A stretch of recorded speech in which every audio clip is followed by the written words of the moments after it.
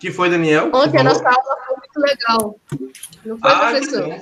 Que bom, cara. Obrigado. Quem não veio, perdeu. Pois é. Teve atividade valendo nota e as poxa. Foi mesmo. É verdade, é verdade. Quem foi que faltou ontem mesmo? Deixa eu ver aqui. Os dois Otávio.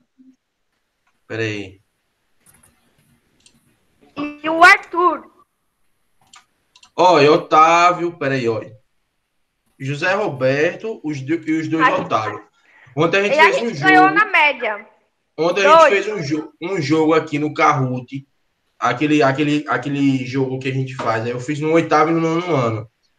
Aí a gente fez atividade valendo ponto.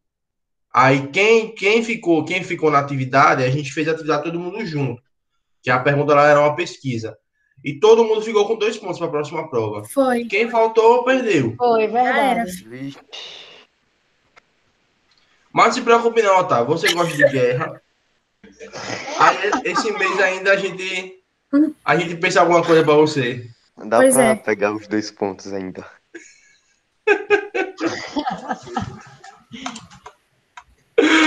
Ai, brincadeira, gente. Acreditaram. A gente combinou de assustar vocês. Tá, eu pensando que era verdade, eu ia ganhar 2 pontos.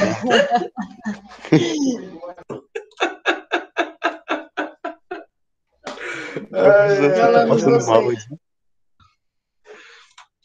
Mas eu vou trazer um jogo aí para vocês, falando sério agora. Depois. Agora não.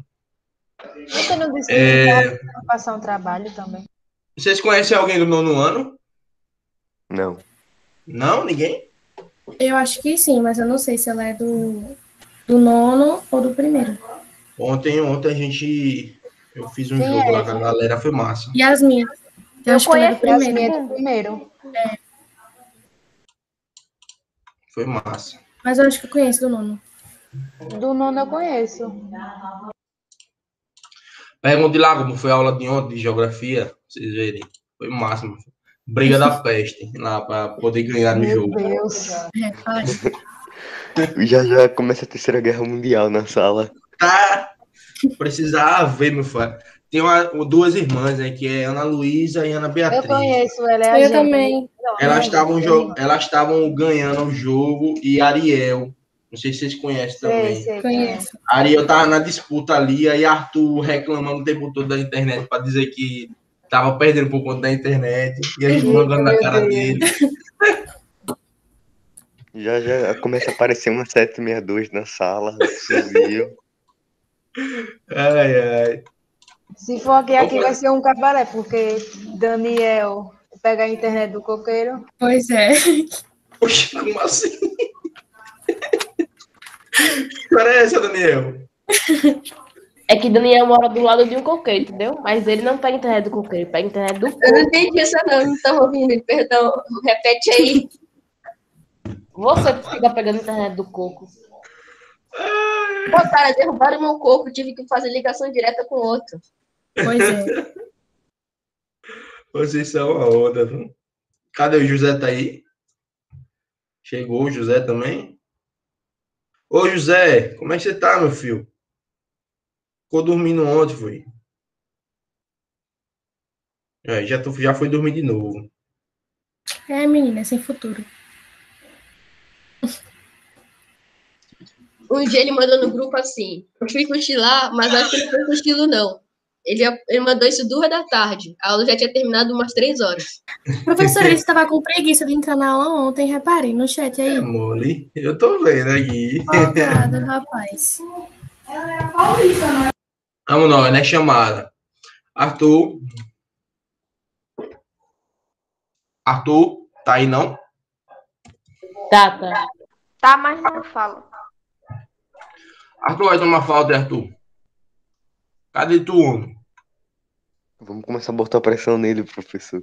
Vamos dizer, vai. Mas se não responder a chamada, tem que botar falta. Cadê você, menino? Ele deve estar ocupado. Ou só entrou por entrar. Vamos ver se ele aparece até o final da chamada. Cauã. Ausente. Cauã deve estar dormindo. Daniel. Bom dia. Evelyn, Presente. José Roberto,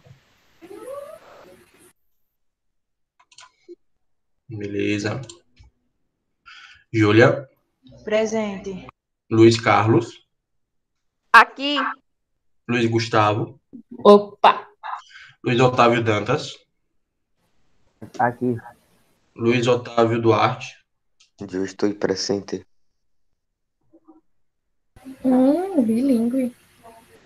Bilíngue.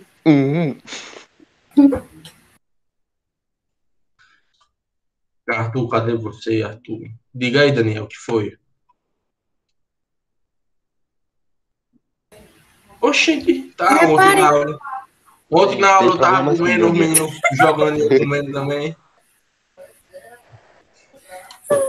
Problema não, Daniel. Só não vá se entalar quando eu for falar, que você gosta muito de falar. Essa é a única. Você tá sozinho? Que se você se entalar aí e estiver sozinho, eu não vou aí, não. Mas aí você.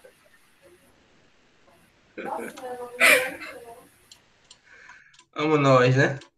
Ontem a gente falou sobre globalização, a gente entendeu um pouquinho sobre o que seria ela, né? Eu falei até sobre, nós vamos aprender sobre somente o que é a parte boa da globalização. Aí alguém me perguntou, eu acho que foi o Luiz, nossa, mas a globalização não é boa? E aí eu coloquei que não. Foi Cauã, não foi? E aí eu disse, não, não é boa, e a gente vai aprender por quê. E aí ficou na expectativa para hoje, né? Ontem eu falei o que era a globalização, a questão da integração, falei sobre as fases, falei sobre os fluxos da globalização, né? Sobre fluxos de capitais. Isso aí vocês devem lembrar tudo que a gente falou ontem, né? Globalização. E aí eu disse que eu ia trazer um documentário. Esse documentário, ele é impossível de trazer na sala do oitavo ano, porque como o oitavo ano não tem,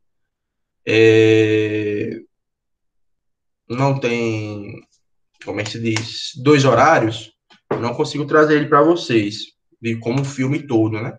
Mas aí tem alguns cortes na internet que colegas fizeram de partes fundamentais. Tem uma parte de 57 minutos, tem uma parte de 20 minutos do mesmo documentário, com aquelas partes mais importantes, né? Para adaptar de acordo com o tipo de aula que você dá. E aí a gente começa falando sobre esse... Era bom, velho. Era bom.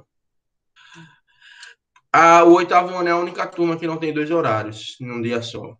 Até o sexto ano tem, mesmo que é assim, tipo sexto e quinto, ou terceiro e quinto, né? Ele alterna, mas seria bom mesmo ter dois horários, porque dá para passar filme, fazer trabalho, essas coisas, tudo o professor gosta de fazer em dia que tem dois horários. Quando tem um horário só, o professor entra e sai quase na mesma hora, né? Mas eu vou pedir para o Luciano, para ele fazer uma alteração aí, principalmente porque eu preciso de mais um dia livre, por conta da outra escola, que está aumentando os horários também. Professor. Professor. Oi, diga aí, diga aí. Diga aí, diga aí. Calma. Fala você, vai. Tem um horário vago, sexta-feira, na aula de educação física, que a gente fica um horário inteiro sem fazer nada. Se eu só falasse com o Luciano, pelo menos provisoriamente daria para você ter essa aula sexta-feira. Mas o problema, qual é o horário da sexta-feira?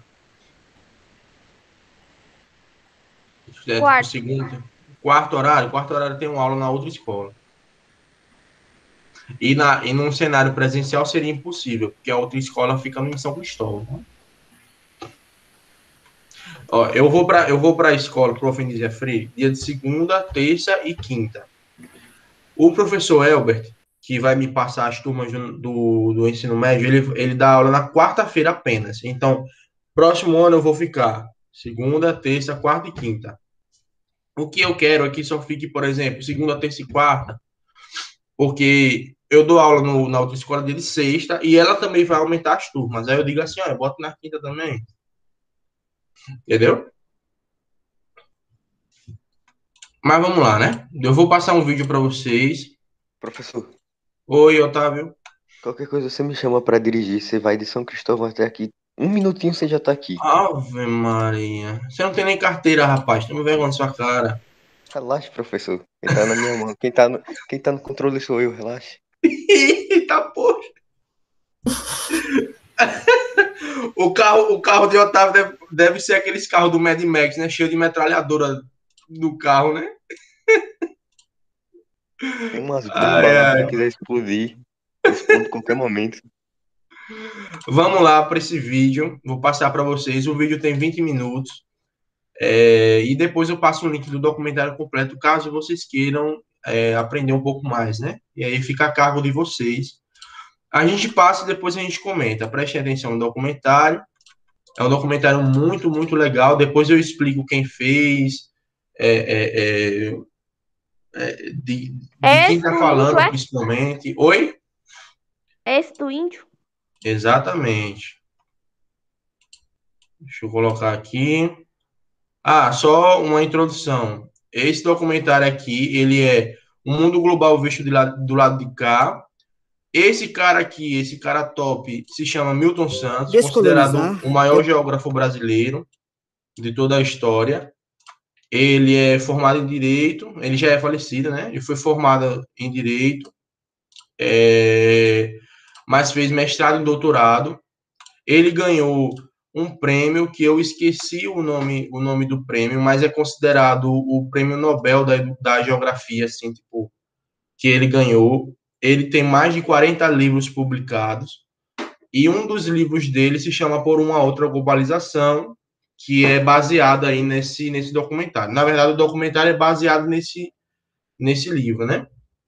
E aí a gente vai aprender um pouquinho aí sobre as faces das desigualdades da globalização agora com ele. Descolonizar é olhar o mundo com os próprios olhos, pensá-lo de um ponto de vista próprio. O centro do mundo está em todo lugar. O mundo é o que se vê de onde se está.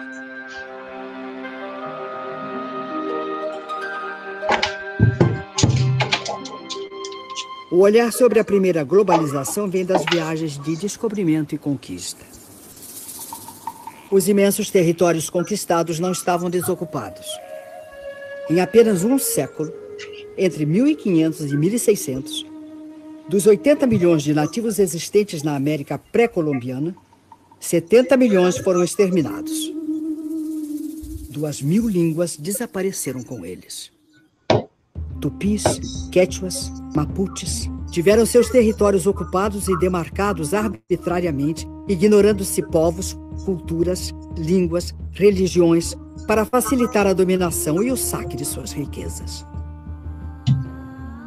Os 10 milhões de africanos transplantados para o Brasil, depois de séculos de escravidão nas plantações de cana, de café e nos garimpos das Minas Gerais, ficaram abandonados à própria sorte. A primeira globalização do colonialismo se caracterizou pela ocupação territorial. A segunda globalização começa no fim do século XX, marcada pela fragmentação dos territórios.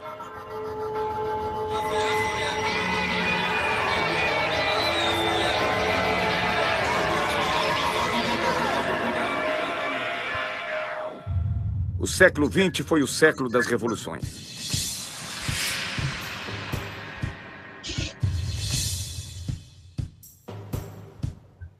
As revoluções tecnológicas transformam as novas conquistas em sonhos de um mundo melhor.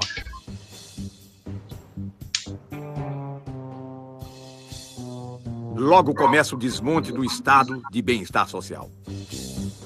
O humanismo, como motor do desenvolvimento e do progresso, é substituído pelo modelo do consumo voraz.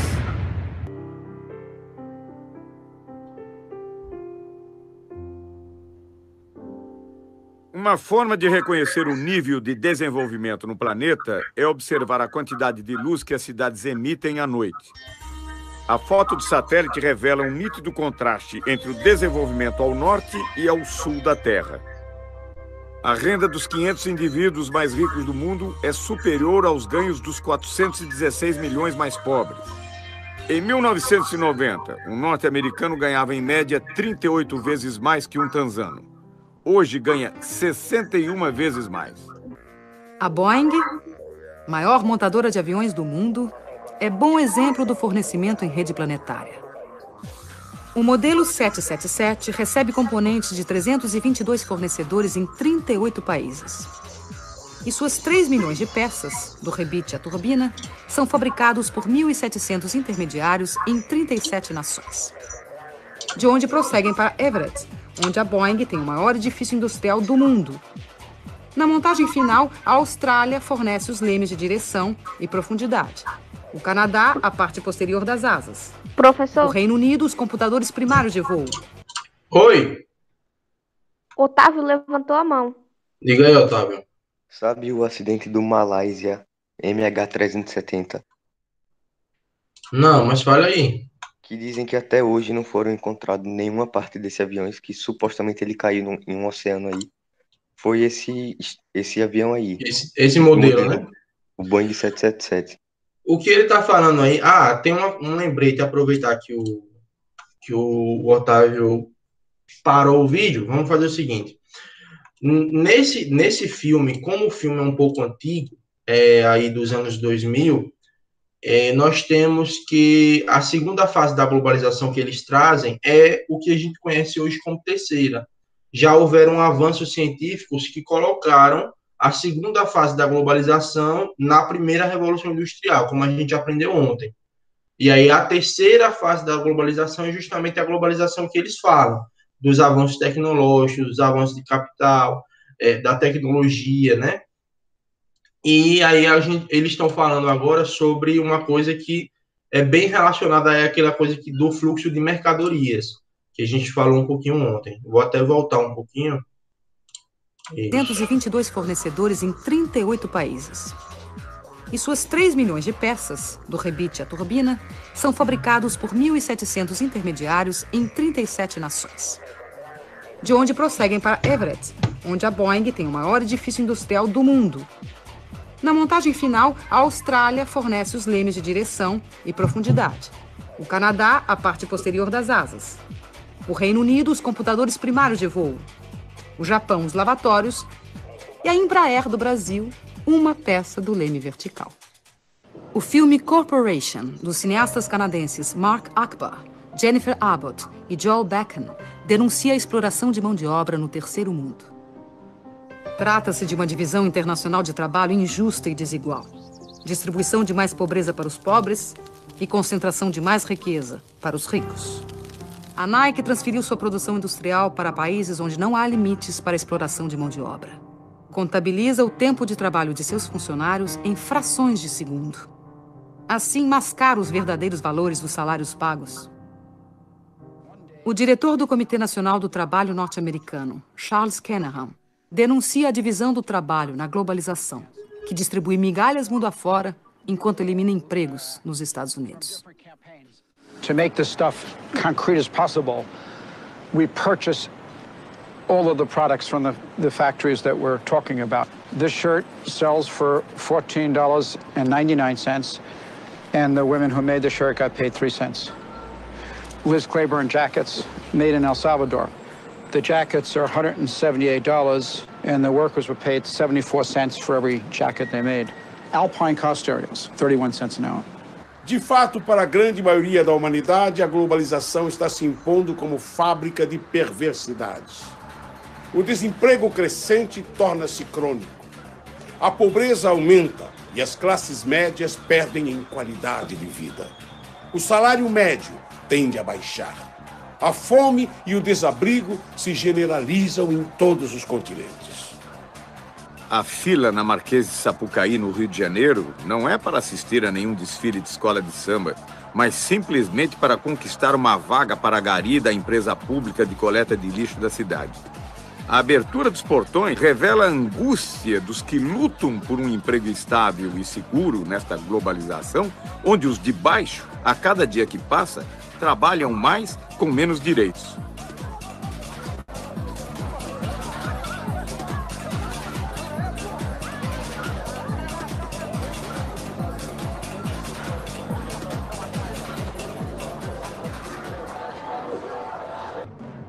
Os muros da Internacional Capitalista são sólidos e bem delineados. Enquanto permitem a circulação livre das mercadorias, dinheiro e serviços, proíbem o livre tráfego dos indivíduos. A Europa levanta barreiras contra a presença indesejada de forasteiros em seu território.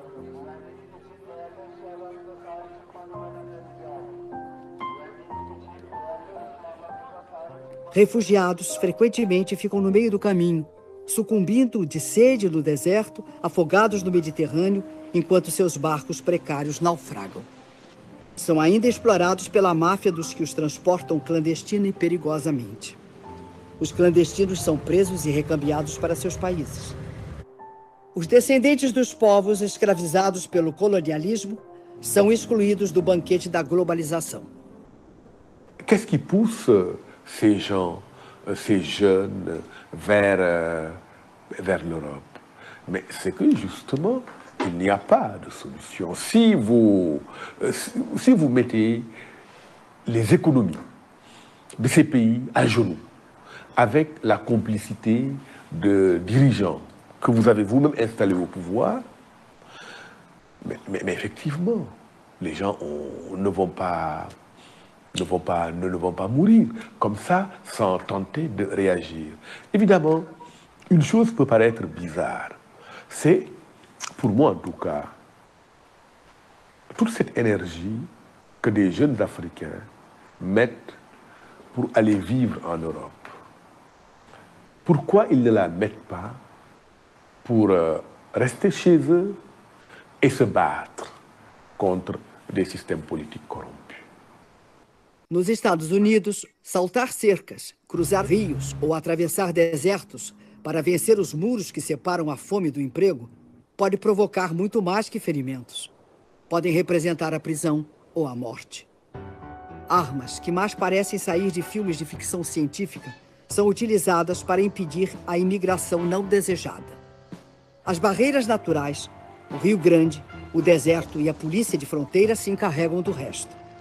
O presidente da República dos Estados Unidos elogia a eficiência do controle de fronteiras para impedir a entrada de brasileiros. Thanks to our actions, Brazilian illegal immigration dropped by 90%.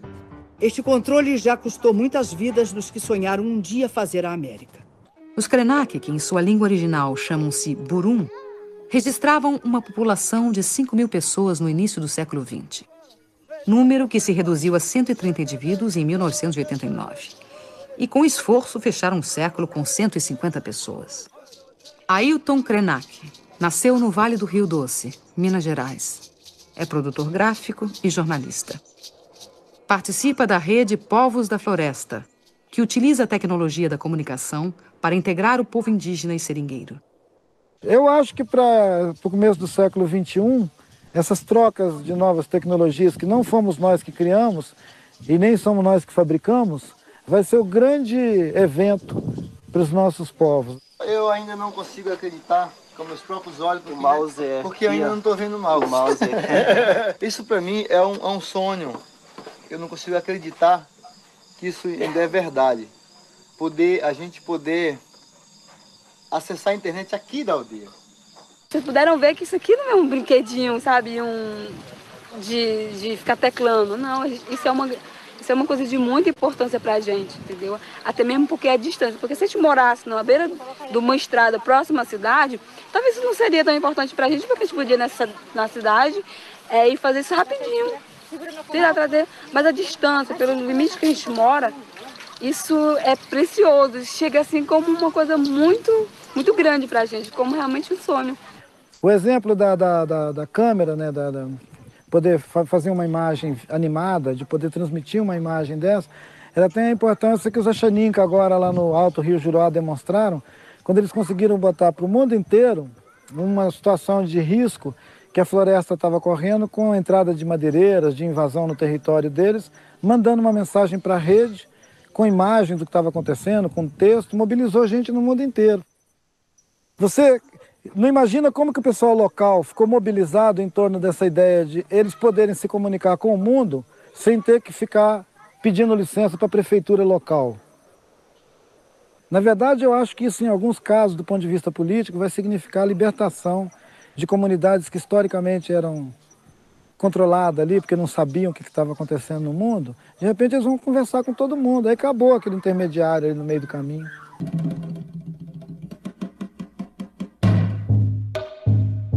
Japeri é um município, é o segundo município mais pobre do estado do Rio de Janeiro. E a gente, através do cinema, a gente pode expressar esse nosso movimento, às vezes as coisas que a gente não concorda que tem aqui, a gente joga no cinema e tenta mudar essa realidade. Aqui, acima de tudo, é a superação, de utilizar o que a gente tem na mão e superar até esses mesmos índices de pobreza.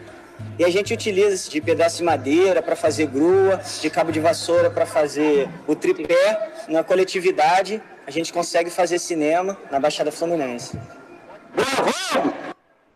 A gente partiu de uma necessidade de um resgate da memória e do folclore daqui do município de Japeri. E utilizando numa ficção, que é o marido chegando em casa bêbado e dando satisfação para sua esposa porque chegou bêbado.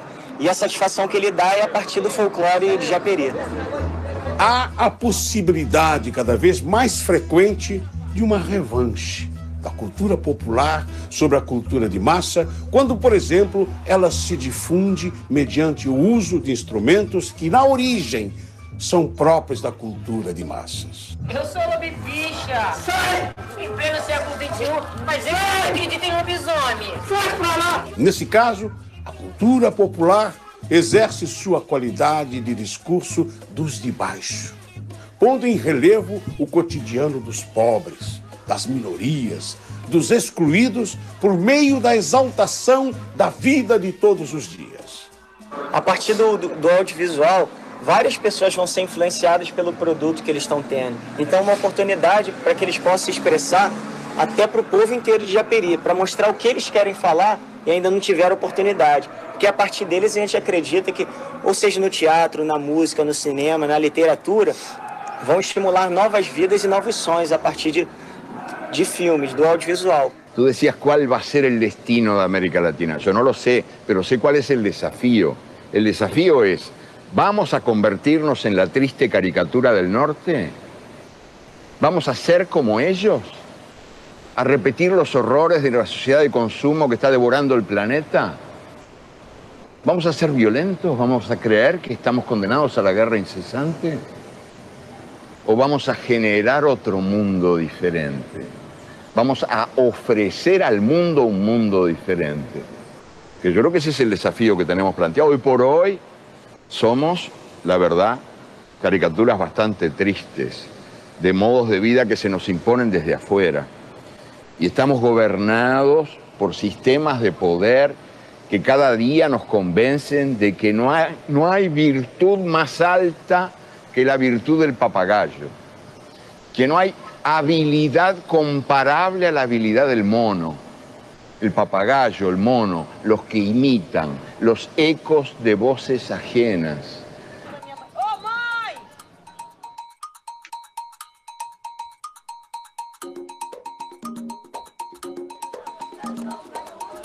Eles vêm do mundo do sul, de uma comunidade pobre, moradias precárias. Eles vêm do mundo do norte. Querem ver de perto como vive esta gente nos trópicos. Hoje é dia de festa. Essas pessoas vão para um passeio organizado num dos mais movimentados shoppings da zona sul do Rio de Janeiro. Passeio de bacana. Dia de festa. São os suspeitos de sempre. Vocês estão indo pra onde? Nós estamos indo ao shopping. Qual shopping? Ainda não foi dito, não. O que a gente escolher, a gente vai lá. A gente vai passear só no shopping.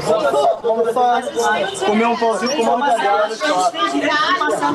Então, Pacífico, posso contar com isso?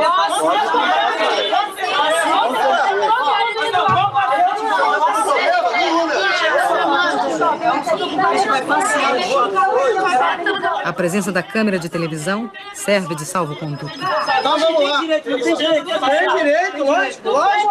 Tem direito. Os turistas buscam aventura. Vão fazer safari urbano em uma das maiores favelas do Brasil. O passeio na Rocinha inclui paisagem, violão e uma modesta barraca de souvenirs. Ambiente hostil, Condições externas extremas, extremamente inóspitas a novas ideias. Mobilidade relativa. O meu trabalho é um trabalho tão simples, o que os outros vão dizer? Aí fica difícil para mim. O encontro inesperado entre os habituês do shopping e o sem-teto provoca surpresas. Observam e são observados. Muito bom! Uns perdidos, outros também perdidos. Os turistas penetram nas casas alheias, passeiam por becos e ruelas. Encontram mais riqueza nas vidas do que nos objetos. A variedade de brinquedos desperta o desejo nas crianças. Os meninos se divertem como pequenos Ayrton Sennas neste mundo onírico e inacessível. A senhora sonha com uma joia rara. A moça com calça justa. O rapaz veste um elegante hobby de chambre.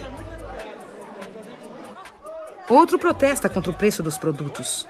Ô, maluco, tu trabalha na loja. Quanto tempo você trabalha para comprar uma calça dessa? São solidários. Dividem entre si o pão com mortadela, enquanto dividem a mesa com os outros frequentadores. Eu acho que isso é a maior coisa que você tenta ter para deixar para os seus filhos, é uma moradia, porque o resto, você lutando, você consegue. Mas você ter um lugar para você voltar, repousar do seu trabalho, é um teto. E se você não tem nada. Você não tem endereço, você não é ninguém. Vergonha! É pai de família! Chega em casa e seu filho não quer comida porque ele pagou o aluguel! Isso é vergonha!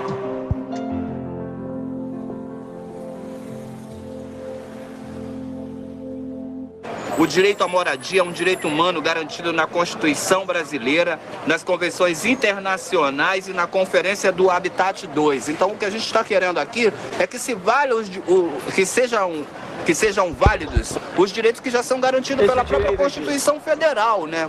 Eu não acredito muito que a gente viva numa democracia, porque eu ainda acredito muito que a gente vive no sistema do capitalismo. Quem manda é quem tem o poder. Quem não tem nada, não tem nada. É tipo um ditado que existe aí, que você vale aquilo que você tem no bolso. Se você vale aquilo que você tem no bolso, no momento eu não valho porra nenhuma, porque eu não tenho nenhum centavo. A primeira providência que tomaram, né, para fazer com que a gente recue da nossa proposta de ocupação foi cortar os serviços essenciais. Todo cidadão pobre também tem direito ao centro da cidade. E há uma exclusão muito social e discriminação muito grande com as pessoas menos favorecidas, para que se constrói casa bem distante dos centros da cidade e as pessoas são recicladas como lixo para bem longe dos centros e não conseguem nem trabalho, porque a passagem é muito cara, as pessoas não têm como se deslocar do trabalho. Quando vai procurar um trabalho, você mora onde? Tem que gastar 5, 6 reais de passagem, você já tem dificuldade até aí. Passam 4, 5 horas no ônibus para chegar no local de trabalho. E esses imóveis aqui, nós estamos reivindicando isso. Aline Sassahara também é uma militante das telas. A cineasta paulista vê o mundo solidário ao sem terra. Em suas andanças pelo Brasil, registra do MST o que não vemos na TV. Os meios de comunicação selecionam o que está acontecendo. Hoje está acontecendo isso. Está acontecendo milhões de coisas. Mas as pessoas acreditam que só está acontecendo aquilo. É, de fato, uma forma da gente abrir outras janelas, né?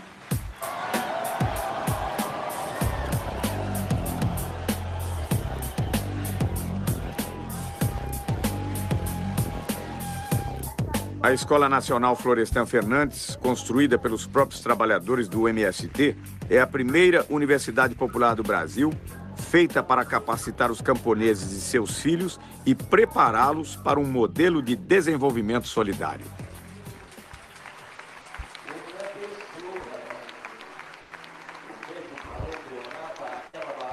Eu acompanhava o MST, tinha alguma informação e achava incrível eles conseguirem lidar com tanta gente diferente, que cada um lá com seus desejos, com suas necessidades e tal, e funcionando de uma forma muito organizada para ir contra a maré.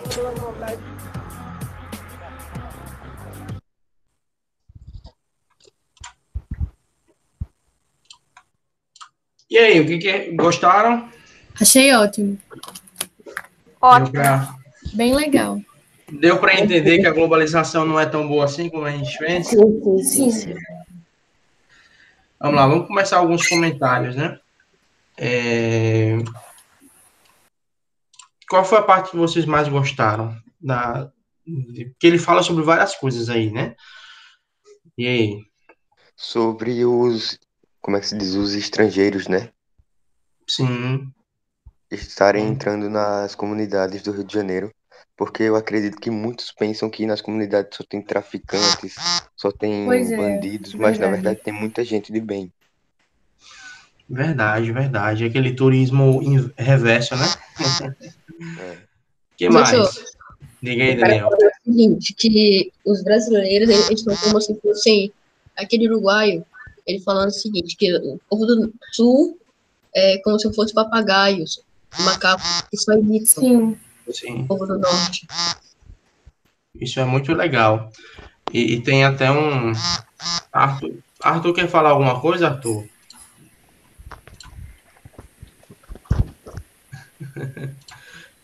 Isso é muito legal da gente perceber, né? Beleza. Que o povo do norte, ele é visto como um espelho, né? Essa visão eurocêntrica do mundo, de que todo mundo tem que ser como os europeus, né? Que todo mundo tem que ser como o mundo do norte. Inclusive, um geógrafo chamado Rogério Hesbert, ele escreve um livro com o Carlos Walter Porto Gonçalves, que é outro geógrafo, né? Que se chama Globalização e Fragmentação do Mundo Contemporâneo. E ele fala sobre isso, né? Que até os massacres aos indígenas nós repetimos, né? Que os mesmos feitos pelos europeus, que inclusive a gente aprendeu logo no início do vídeo, né? O que mais vocês acharam interessante? Pode falar, não precisa brigar para falar, não. Pode falar um de cada vez.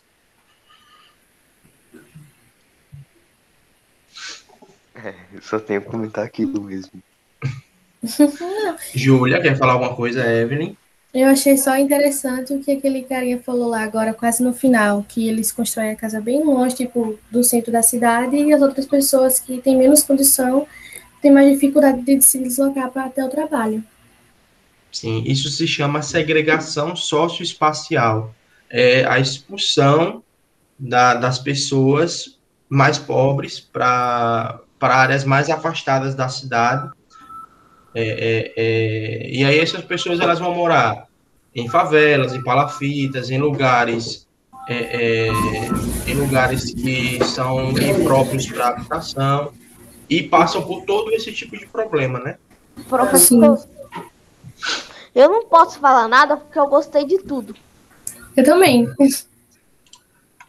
Então, eu vou passar, deixa eu pegar o link aqui, eu vou passar o link do documentário completo, que tem as partes que Milton Santos nos fala, né? Milton Santos, vocês podem perceber que ele não aparece nesse recorte, e se vocês quiserem assistir, fica a critério de vocês. Eu gosto muito, para mim é um dos documentários mais geniais que eu já assisti em toda a minha vida, que ele nos fala de uma maneira simples e fácil, que a globalização ela tem maestros e ela tem plateia, ou seja, ela é orquestrada por alguém, e esse alguém são as corporações, são os países do norte, né, os países desenvolvidos, e ela serve para beneficiar justamente eles. Então, ela tem maestro e tem plateia.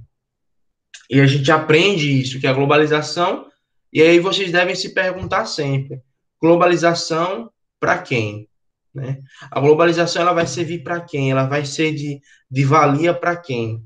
E é justamente nesse ponto que a gente consegue perceber que a globalização ela não é tudo aquilo que é pregado nas revistas e nos documentários como uma coisa que integra, que globaliza, que faz com que todo mundo conheça todo mundo. Não é assim. Não é só assim. Né? Existe a parte boa da globalização e existe a parte ruim. E com o capitalismo, que em sua essência, isso eu já falei para vocês, que o capitalismo em sua essência, ele é desigual, ele é segregador, ele separa as pessoas, ele fragmenta as pessoas, No momento que ele está apoiado à globalização e vice-versa, é o momento que a gente tem a parte ruim da globalização. E aí é uma coisa que aquele escritor, como fala o Daniel, né? Aquele escritor uruguaio, ele fala, nós vamos repetir ou nós vamos oferecer um mundo diferente. E o mundo diferente, ele vai ser pregado justamente ali, nas comunidades tradicionais, na cultura popular, na riqueza das pessoas, né? Nós temos uma riqueza muito grande, que são as pessoas. E essas pessoas hoje a gente não vê, né? A gente não tem, essas pessoas elas não têm acesso. E à medida que essas pessoas, por exemplo, nos governos entre 2002 e 2016 vão ocupando as universidades e começando a ganhar voz, aí a gente tem um incômodo à classe média que se revolta e lança o governo de direita como contraponto a isso. Então, aí a gente consegue perceber, estudando um pouquinho mais, quando a gente lê, quando a gente assiste um documentário como esse, a gente consegue perceber que existe uma orquestra, né, que rege a sociedade, que muitas vezes aquela pessoa que eu discordo também, que muita gente chama de gado, não percebe. As pessoas não percebem que tudo isso é orquestrado, que tudo isso é consequência de atos que foram realizados, como, por exemplo, o fortalecimento do movimento Sem Terra, que só quer a reforma agrária, né? Em Cuba, nós já tivemos 6 reformas agrárias. Aqui no Brasil, nunca tivemos uma. O que é uma reforma agrária? Basicamente, é pegar quem tem muita terra, né? E aí distribuir para aqueles que não têm. É só isso. Porque, afinal, todos têm direito à terra, segundo a Constituição Federal. Mas aí a gente entra no capitalismo que diz que a gente tem que ter aquilo que a gente pode pagar e essas pessoas não podem pagar e aí, portanto, não podem ter. Então, é isso aí que incomoda muita gente e que faz com que coisas como as que aconteceram recentemente aconteçam, né? E aí eu mostro para vocês uma shard e aí vocês me interpretam essa charge para mim, para a gente finalizar a nossa aula. Professor. Diga aí, Otávio. Esse negócio de dar território para pessoas mais pobres que não têm condições de comprar esses territórios são do governo ou é de um território privado de alguém? Então, vou lhe explicar rapidamente, assim, e basicamente o que seria uma reforma agrária. Existem terrenos que eles pertencem a pessoas, né, a grandes latifundiários, mas que eles não ocupam uma função social. Segundo a Constituição de 1988, um terreno, seja ele urbano ou rural, ele precisa cumprir uma função social. Uma função social no campo, por exemplo, numa área agrícola, numa área campestre, seria ele ter uma plantação, ele ter uma habitação, ou seja, ele tem que estar fazendo alguma coisa, servindo de alguma coisa, né? Ele não pode estar lá simplesmente juntando mato. E aí essas pessoas, principalmente do movimento sem teto e sem teto no urbano e sem terra no rural, essas pessoas buscam que o governo cumpra a Constituição Federal, desaproprie essas pessoas que têm esse terreno, indenize essas pessoas, ou seja, o cara perde a terra, é indenizado, ou seja, a terra dele é comprada forçosamente, e essa terra vai ser distribuída para aquelas pessoas que não têm. A Constituição prevê isso, beleza? Isso não é uma coisa absurda e impensável. A Constituição ela prevê que isso aconteça. Isso se chama reforma agrária. Só que o que acontece é que o capitalismo faz com que você tenha a visão, a imagem, e essa imagem ela é impregnada na mente, até involuntariamente das pessoas, de que se o cara tem o terreno, ele pode fazer o que ele quiser, inclusive nada. Então não existe ter que cumprir uma função social, entendeu? Diga aí. Se o cara comprou o terreno, ele trabalhou bastante para conquistar aquilo. Então, justamente isso. Seria justamente isso que é impregnado na sociedade. O terreno dele. Então, mas aí é que tá. Se ele não está cumprindo uma função social, é por isso que é uma discussão tão ferrenha E por isso que o Brasil nunca passou por uma reforma agrária. Porque justamente isso, na visão capitalista, o capitalista fala, eu comprei, eu posso ter trabalhado ou não, isso é independente. Se o cara tem o dinheiro, né? Como o cara lá falou, né? Você vale aquilo que tu no bolso e no momento eu não valho nada, né? Se ele tem, independente de se ele trabalhou, se ele ganhou por herança, mas se ele tem, ele pode fazer o que quiser, inclusive nada. E é aí que fica a briga constante entre o latifundiário capitalista, que defende que o terreno dele pode ser para que ele quiser, inclusive nada, e o movimento sem terra, que diz que esse terreno não cumpre uma função social e de que esse terreno deve ser desapropriado.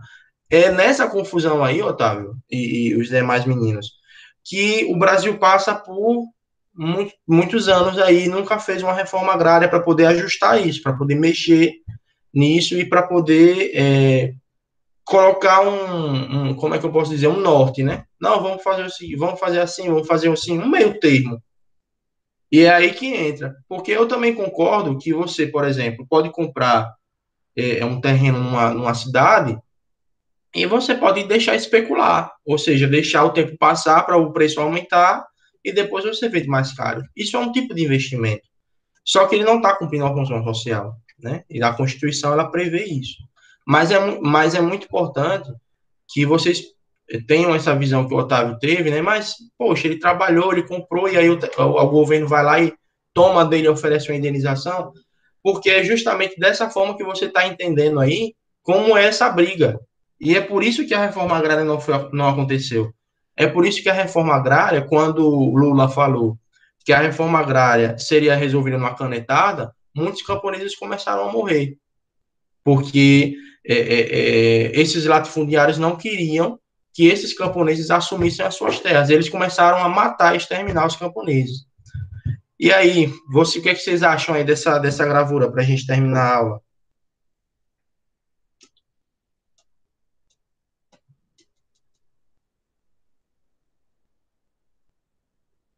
Será que minha internet caiu? Não. Não, caiu. O que é que vocês interpretam aí? 1 minuto. A entrada de serviço seria para eles trabalharem. Quem entra pela entrada de serviço entra pelos fundos e, às vezes, não, muitas das vezes, entra para trabalhar. Com certeza. Pode dizer, pode falar. Recentemente aconteceu um negócio que eu fiquei meio... O Otávio ia dizer isso que eu ia falar. Como é que eu posso dizer sem xingar? Fiquei meio bravo. Sabe Gabriel Monteiro? Sim, 7º ano. Não, é vereador do Rio de Janeiro. Ah, sim, eu pensei que era o... 7º ano. Pensei que era o menino do 7º ano. Ele tava Gabriel... fiscalizando... Ah, sei quem é, pô. Aquele vereador do Rio de Janeiro. Ele tava fiscalizando alguns abrigos. Aí, Sim. se eu não me engano, chegou em um abrigo que a secretária tava lá e ela Sim. proibiu ele de entrar para fiscalizar. Sim, acontece muito. Aí eu achei isso meio injusto, porque ele tava exercendo o trabalho dele e uma secretária Sim. proibiu dele fazer isso. Sim. Ele é um cara muito bom. Eu discordo de algumas coisas que ele pensa, mas a forma com que ele age como vereador, até agora,